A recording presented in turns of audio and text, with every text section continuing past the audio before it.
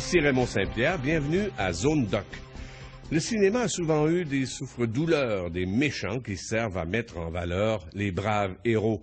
Le problème, c'est que ces méchants ont souvent des caractéristiques bien précises. Il y a les Noirs, par exemple, dans la jungle africaine, les Indiens dans les films western, ou encore les Juifs dans la propagande nazie. Le professeur Jack Sheehan de l'Université du Sud de l'Illinois a décidé, lui, d'étudier l'image des Arabes dans le cinéma hollywoodien. Il a visionné 1000 films, il en conclut que les Arabes y sont décrits comme des brutes sanguinaires, des terroristes qui veulent s'attaquer aux braves occidentaux. Il a réuni donc ses conclusions, ses observations dans le documentaire que nous vous présentons ce soir, Hollywood et les Arabes, en anglais Real Bad Arabs. Voici donc le documentaire de Jack Sheehan.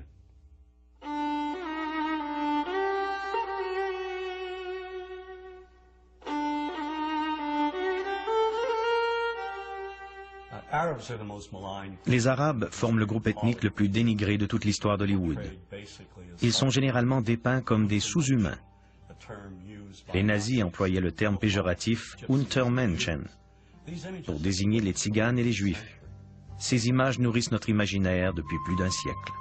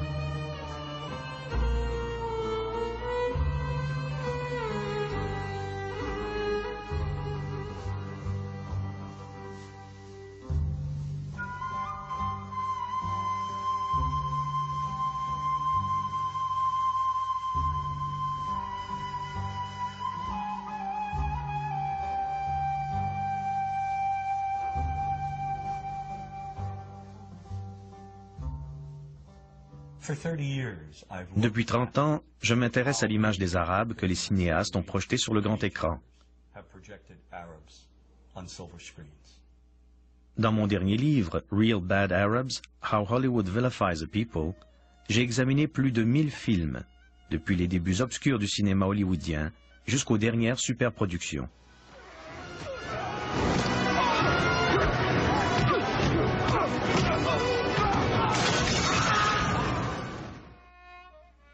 J'ai voulu mettre en évidence ce que trop de gens refusent de voir. Une dangereuse omniprésence du stéréotype de l'arabe haineux qui dépouille un peuple entier de son humanité. Dans tous les aspects de notre culture, l'arabe tient le rôle du bandit. C'est un fait. Il n'y a aucune exception.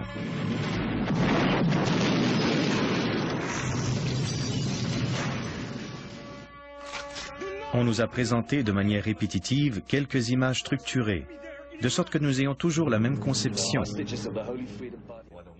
Que l'on vive à Paducah, dans le Kentucky, ou à Wood River, dans l'Illinois.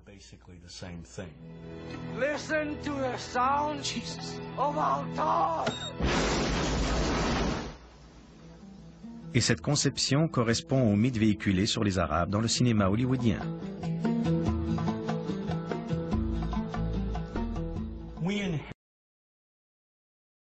Nous ont été transmis par les Européens, il y a 150 ou 200 ans. Plus précisément, les Britanniques et les Français qui ont voyagé au Moyen-Orient, et d'autres qui n'y ont jamais mis les pieds, ont dépeint l'arabe comme l'altérité orientale. Les auteurs de récits de voyage et les artistes ont forgé ces images avec beaucoup de succès, en réalité, car elles ont traversé les siècles jusqu'à nous. Nous les avons enjolivées telles qu'on les voit aujourd'hui. When you cross the mountains of the moon into our country, Mr. Tyrone, you will be stepping back 2000 years. L'action se situe toujours dans un décor fictif, au pays des Arabes. une étrange contrée imaginaire au cœur du désert, sur laquelle plane une musique inquiétante. Le désert est omniprésent, toujours comme un lieu menaçant. Puis on y ajoute une oasis, des palmiers, un palais qui recèle une chambre de torture souterraine, un pacha trône sur un parterre de luxueux coussins entouré de son harem. Mais comme aucune de ces jeunes filles ne lui plaît, il enlève la blonde héroïne occidentale qui repousse ses avances.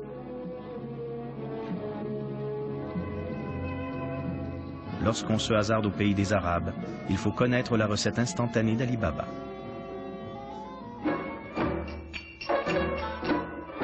Les accessoiristes à Hollywood affublent les femmes de pantalons transparents et de costumes de danseuses du ventre et arment les méchants arabes de cimetères, ces longs sabres recourbés. On nous montre des gens qui se promènent en tapis volant et des charmeurs de serpents qui les font onduler au son de leur flûte.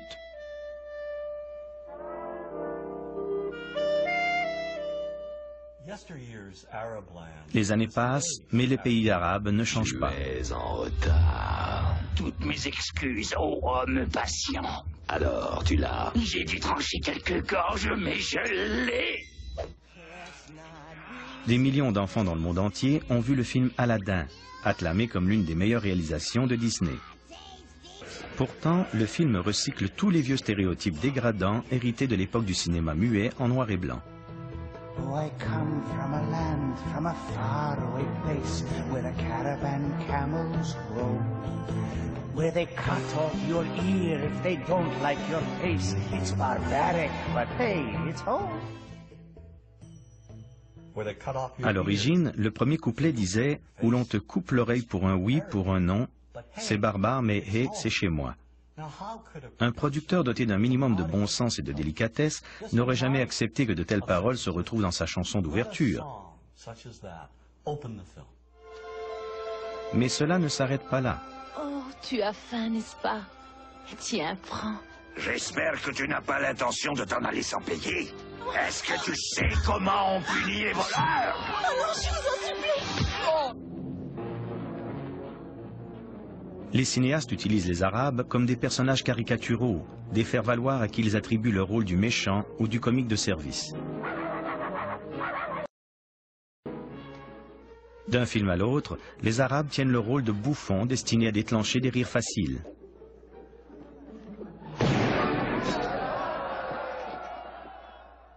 Le film The Happy Hooker Goes to Washington avec Joey Atherton en fournit un bon exemple.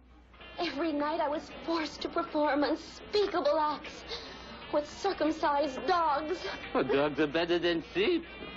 They're cleaner, I know, I've tried both. Les Arabes sont généralement représentés comme des incompétents. Ainsi, dans le film Vrai mensonge, ils sont non seulement dangereux, mais incapables. Moi, eux, nous sommes tous préparés à mourir. Avec un seul tour de cette clé. 2 millions d'entre vous mourront instantanément. Quelle clé? Cette clé. Qui a pris la clé? L'acteur Jamie Farr, dans le film Cannonball 2, incarne à la perfection le bouffon arabe. I have a weakness for blondes and women without mustaches. Tous les stéréotypes sont réunis. Il est trop riche et trop stupide pour apprécier la valeur de l'argent. Get me 12 sweets. Better yet, the entire floor. Et bien entendu, il est très porté sur le sexe, libidineux, complètement obsédé par les Américaines. Here, my desert blossom. Give the change. Have you ever considered joining a harem? L'arabe est très souvent un obsédé sexuel dans le cinéma hollywoodien. Dans Le Diamant du Nil, le cheikh Omar tend un piège à Kathleen Turner. Il la convainc de l'accompagner au pays des Arabes, où il la séquestre. Vous resterez ici et vous écrirez ce que moi je vous dirai d'écrire. Dans Protocole, le même type de ruse de séduction se répète. Toute l'intrigue repose sur l'attirance obsessionnelle d'un émir arabe pour la blonde aux yeux bleus, incarnée pour des bédouins à l'allure primitive. Dans Sahara, Brooke Shield est elle aussi kidnappée et livrée aux mains d'un cheikh pervers pour satisfaire ses plus vils désirs. Get away from me, you dirty pig! More than 300 movies Plus de 300 films, soit près du quart des films hollywoodiens qui humilient les Arabes d'une manière ou d'une autre, contiennent des calomnies tout à fait gratuites ou font des Arabes un objet de risée. Nous allions à la Mecque et l'avion était rempli d'Arabes avec leurs animaux, des chèvres, des moutons, des poules. Ils ne vont nulle part sans leurs satanés animaux. Il a fallu mettre du plastique dans la cabine parce que tout ça, ça grille, ça défecte partout. Au début du film Chapitre 2 de Neil Simon, l'acteur principal revient de Londres. Quand son frère lui demande comment il a trouvé la ville, celui-ci répond « pleine d'Arabes ».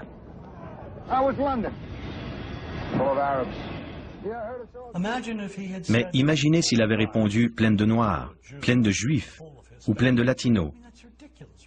C'est ridicule. Pourquoi dire de telles inepties? Le film Le Père de la mariée 2 comporte des clichés particulièrement offensants, notamment dans la scène où Steve Martin vend sa maison à M. Habib. Et voici mon fils Matty et son ami Justin. Nous avoir aimé très beaucoup quand vous peut-être partir. Je demande pardon? Les Habib voudraient acheter votre maison. C'est exactement la maison qu'ils veulent. Oui, mais quand vous déménagez, nous vouloir l'avoir dans une semaine après mercredi et ma femme vouloir petite assiette à fleurs de cuisine. Vous vendre, moi payer ruisseau long. Lorsque la femme soumise de M. Habib tente de prononcer un mot, il lui hurle un véritable charabia.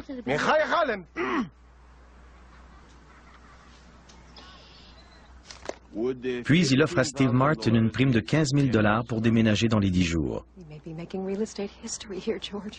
Quand Steve Martin décide de dire à M. Habib qu'il ne désire finalement plus vendre sa maison, il se trouve nez à nez avec une équipe de démolisseurs prête à raser sa superbe demeure.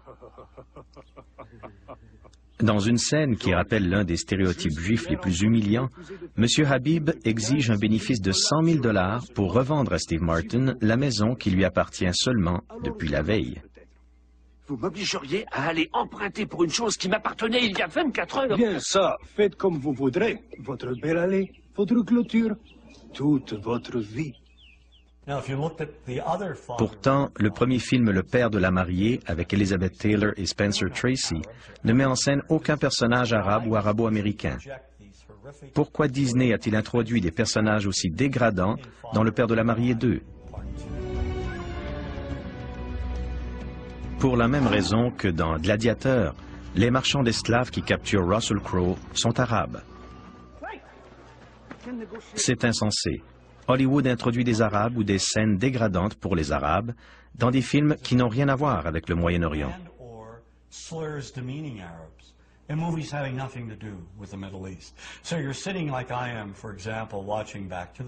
Dans le film Retour vers le futur, par exemple, de vilains Libyens incompétents tirent à la mitraillette sur le scientifique fou et son compagnon dans un stationnement. Pourquoi?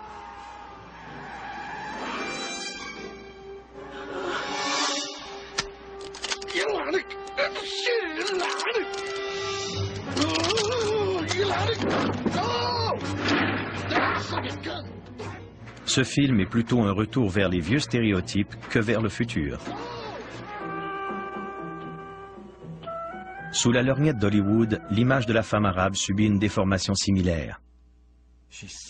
Aujourd'hui, les femmes arabes sont brillantes, très intelligentes. Elles exercent toutes sortes de professions. Pourtant, cette réalité demeure occultée au grand écran. Depuis les tout débuts d'Hollywood, la femme arabe est confinée au rôle de la danseuse du ventre, très sexualisée, inspirée par les premières images du Moyen-Orient, symbole d'exotisme, d'intrigue et de passion. Mais au cours des dernières années, cette image a subi une transformation draconienne. La femme arabe est maintenant représentée comme une terroriste. Emmitouflée de noir, une silhouette voilée en arrière-plan, dans l'ombre, totalement soumise. Il semble que plus les femmes arabes s'épanouissent, plus Hollywood les enferme dans leur carcan.